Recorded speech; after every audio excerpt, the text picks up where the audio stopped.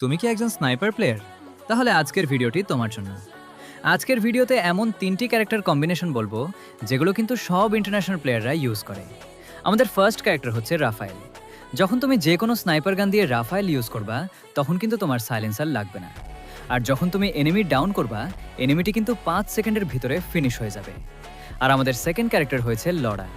তুমি যখন লড়া ইউজ করবা, তোমার স্নাইপারের অ্যাকুরেসি বেড়ে যাবে। তুমি যদি এনিমি সাইডেও মারো, তবুও এনিমি গায়ে লাগবে। আর আমাদের 3 নাম্বার ক্যারেক্টার হয়েছে মারো। যখন তুমি মারো ইউজ করবা, স্নাইপারের দ্বিতীয় ফায়ারে কিন্তু তোমার অতিরিক্ত বেশি ড্যামেজ দিবে। 4 নাম্বার ক্যারেক্টার হয়েছে স্কাইলার।